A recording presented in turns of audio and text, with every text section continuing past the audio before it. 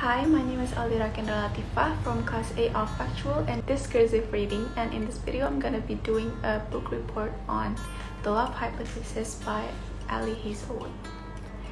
I chose The Love Hypothesis by Ali Hazelwood to be reviewed on my second book report because I really enjoyed reading this book. I first heard about this book from different social media platforms like TikTok, Instagram, and Twitter, and just had to give it a read myself and see if it's actually worth reading or not. I also saw some spoilers of the book, mostly on TikTok, and it was what really pushed me to go buy this book and just go ahead and read it. Even though the fake dating trope is considered as cliche by a lot of people nowadays, it did not make me want to read it any less. Not to mention, I was also on a reading slump at that time, and I am glad that this book was what put me out of it.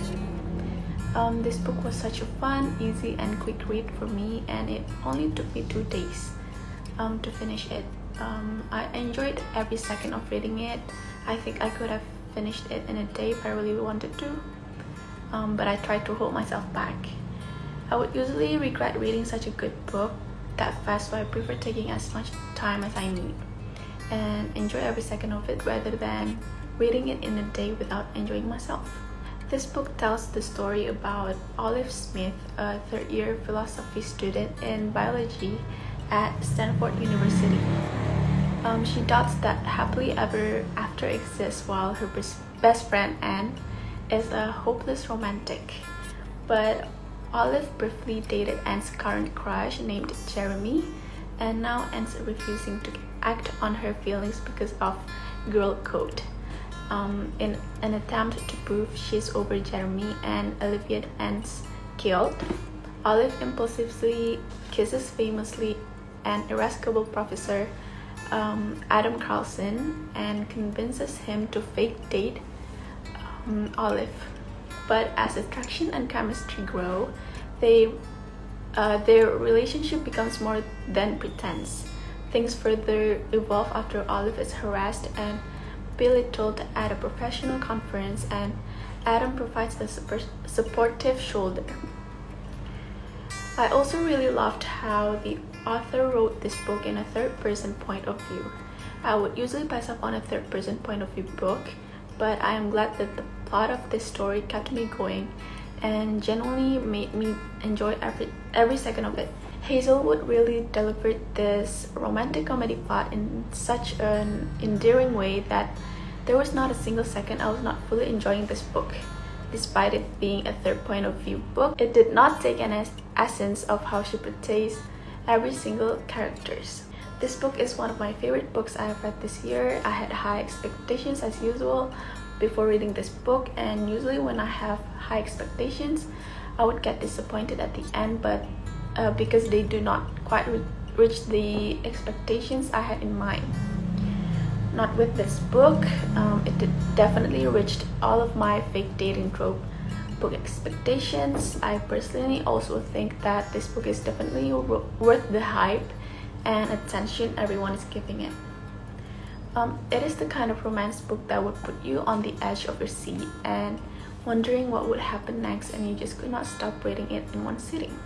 I am so in love with everything about this book. I mean, first of all, the book cover, it is perfectly modern, as well as being a scene ripped right from the story itself. And then there's also the cast, most of whom I adored right away, like Olive and Malcolm, Holden, and even the antagonistic and unapproachable Adam Carlson. The dialogue between them all was on point and seemed genuine, not forced, and including the good-natured teasing and noisiness from Olive's friend while she was fake dating Adam. To be honest, there was not much that I did not like from this book. I genuinely mean it when I say I enjoyed every second and every page of it. But if I had to pick something that made me a little bit uncomfortable, is how there is a pretty big age gap between the main character and her love interest. Adam and Olive's age difference is about 8 and 9 years apart, and of course I am obviously aware of what their roles are here. Adam as a professor and Olive as his student. Knowing that those are both of their roles did make a little bit less uncomfortable. However, this book is just a fiction after all, and it is always fun imagining things, even if those things are bizarre, if it were in real life. And of course, I would definitely recommend this book to the other hopeless romantics out there. I think people who truly enjoy reading a light romance book would totally love this grumpy and sunshine love story.